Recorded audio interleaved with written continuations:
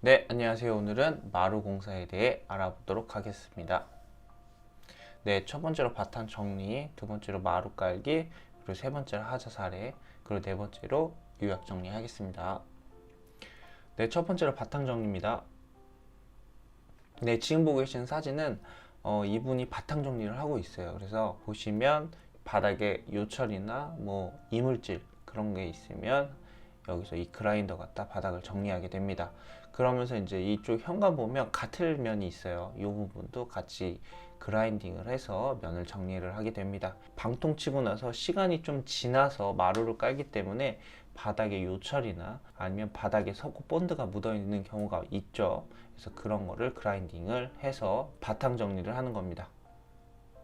네, 지금 보고 계시는 사진도 마찬가지예요.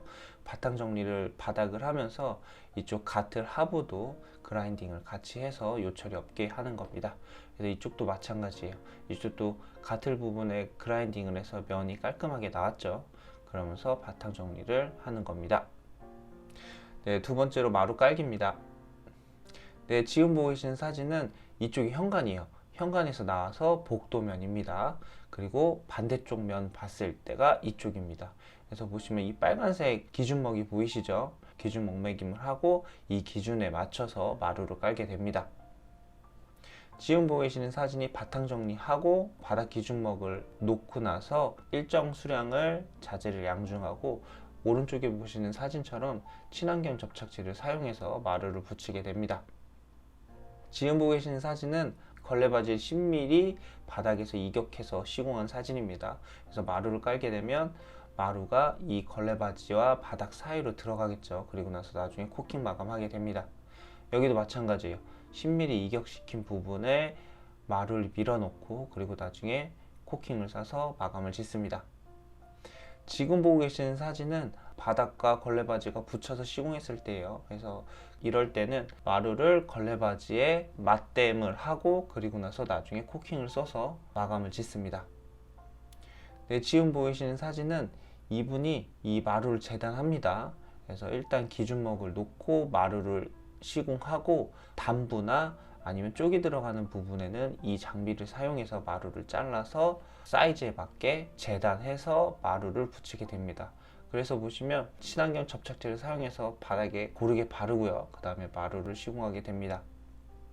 지금 보고 계시는 사진은 이분이 마루를 깔 때 이 고무망치를 사용해서 마루를 밀어서 끼워 넣습니다. 그래야지 튼튼하게 작업이 되겠죠. 일반 망치로 가게 되면 마루가 깨지거나 기스가 날 우려가 있어요. 그래서 항상 이 고무망치를 이용해서 마루를 깔게 됩니다. 이분도 마찬가지예요. 기준 마루를 깔고 거기에 맞춰서 실로 이렇게 밀고 들어가는 겁니다. 네, 지금 보고 계시는 사진은 이쪽이 욕실이고요. 요 마루 부분에 이렇게 10mm 단차가 있습니다. 요즘 마블에는 이 앞에 턱이 한 번 더 있습니다. 마블 부분에 마루를 맞댐하고요. 그리고 나서 코킹으로 마감 처리한 겁니다. 이쪽도 마찬가지예요. 이쪽이 화장실인데 마블을 시공하고 그리고 나서 마루를 맞댐을 하게 됩니다. 그러면 이 마블과 마루가 5mm에서 한 10mm 정도 단차가 있는데 이 부분 코킹 처리해서 마감을 하게 됩니다. 네, 지금 보고 계신 사진은 황동 줄눈이에요. 이 황동 줄눈 같은 경우에는 이쪽이 현관 디딤석인데 이렇게 시공을 하게 되고요. 그리고 나중에 마루를 이쪽에 이렇게 끼워서 시공하게 됩니다. 그래서 이쪽 현관 디딤석과 마루가 수평이 되게 이렇게 맞춰주는 황동 줄눈입니다. 지금 보고 계신 사진이 현관 부분에 이렇게 황동 줄눈을 시공한 사진입니다. 그래서 옆모습을 보시면 이쪽 현관 디딤석 쪽에 황동줄눈을 시공하고요. 그리고 나중에 마루를 이쪽 황동줄눈에 끼워서 시공하게 됩니다. 지금 보고 계신 사진은 마루를 다 깔고 나서 박스 골판지로 해서 보양을 해 놓은 사진입니다. 이 보양지가 없으면 바닥에 기스가 나고 찍힘이 많이 발생합니다. 그래서 마루가 시공이 끝나면 바로 보양을 해야 됩니다. 네, 세 번째로 하자 사례입니다. 네, 지금 보고 계신 사진은 드레스룸인데 이 드레스룸에 걸레바지를 시공을 안 한 상태에서 이렇게 마루를 먼저 선시공이 갔습니다. 이 부분은 걸레바지를 시공을 놓쳤죠. 그래서 이렇게 되면 마루가 먼저 갔으니까 그 위에 걸레바지를 시공하고 코킹을 쏘게 됩니다. 그런데 마루가 후시공이기 때문에 걸레바지를 시공한 상태에서 마루를 이렇게 시공하면 마루에서 코킹을 쏘게 됩니다.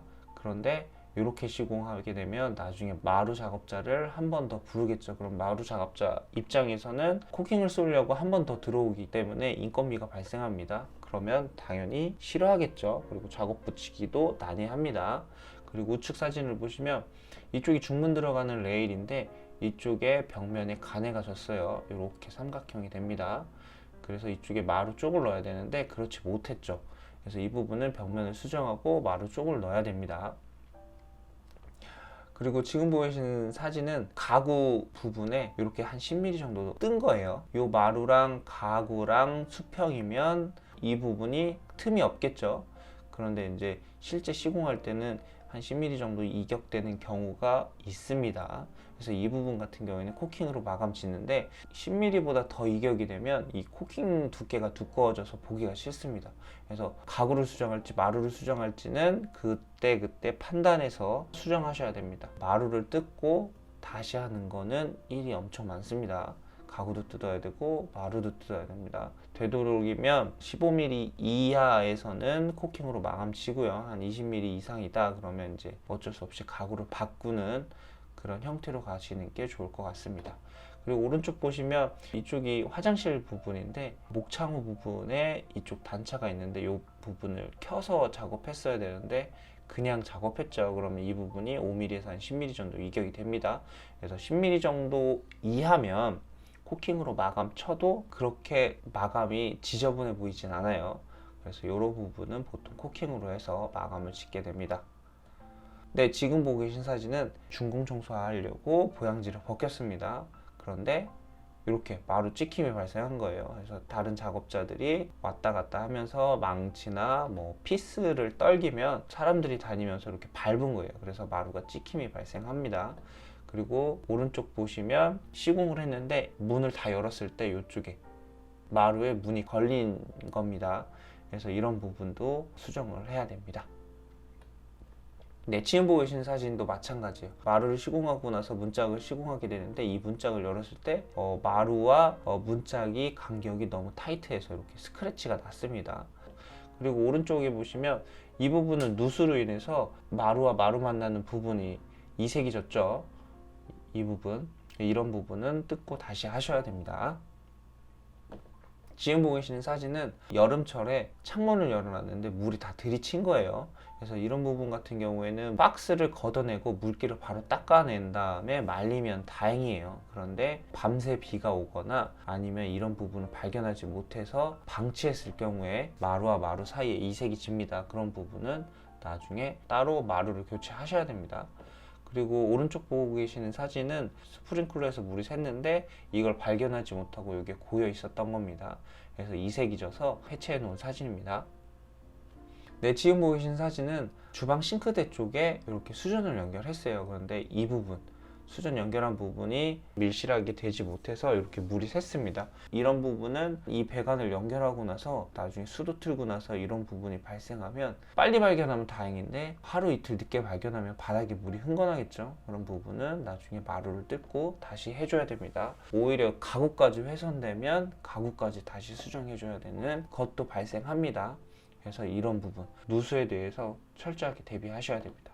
지금 오른쪽 사진도 마찬가지예요. 요거는 천정 칠 때 스프링클러를 찍었어요. 나중에 천정 다 마감 치고 마루까지 치고 나서 수도를 연결하니까 물이 샌 겁니다. 그래서 물이 떨어지니까 석고보드 젖은 면에서 바닥이 떨어지게 되면 마루를 갈게 됩니다. 네, 지금 보고 계신 사진은 마루 해체 장비예요. 이 장비로 갖다가 오른쪽에 있는 것처럼 이렇게 해체를 하게 됩니다. 그래서 이 부분, 이 끌개로 이 마루를 다 해체하게 됩니다. 그래서 이 부분을 마대자루에 담아서 나중에 반출하게 되죠. 그리고 나서 그라인딩을 하고 마루를 다시 깔게 됩니다. 지금 보고 계신 사진은 물이 너무 많이 누수가 됐을 때예요. 그래서 이 물이 누수가 돼서 마루 밑으로 들어가서 이 방통까지 드러낸 사진입니다. 그래서 보시면 방통 밑에 차음재가 있죠. 이 차음재까지 물이 스며들어 간 거예요. 그래서 이 부분을 일정 부분 구멍을 뚫고 선풍기랑 청소기를 놓고 물을 빨아들이는 사진입니다. 그래서 이 부분은 시간도 오래 걸릴 뿐더러 누수가 발생하지 않도록 특별히 관리하셔야 됩니다. 네, 지금 보이시는 사진은 바닥이 평안하지가 않아서 마루를 해체하고 셀프 레벨링을 잡은 거예요. 이 부분입니다. 이 부분에 셀프 레벨링을 다시 잡고 그 다음에 마루를 깔려고 하고 있습니다. 그리고 오른쪽 사진 보시면 이 부분이 배가 불렀어요. 그래서 마루가 이렇게 배불러서 이 부분을 다시 마루를 해체했습니다. 그리고 나서 글라인딩을 하고 그 다음 마루를 다시 시공하려고 이렇게 글라인딩 해놓은 사진입니다. 네, 지금 보고 계신 사진은 현관 부분인데 이 부분이 방통 칠 때 꺼졌어요. 그래서 이 부분은 셀프 레벨링을 하고 그 다음에 마루를 깔려고 이렇게 해체를 했습니다. 지금 우측 사진 같은 경우에는 요거는 목업 세대인데 마루가 뭐 기스나 아니면 찍힘이 발생해서 그냥 전체적으로 다 드러냈습니다. 목업 세대 같은 경우에는 보통 벽지와 마루는 다 교체해 주시고, 그리고 가구 같은 경우에는 경우에 따라서 새 걸로 들여 주시던지 아니면 쓰는 경우가 있습니다. 네 번째로 요약 정리하겠습니다.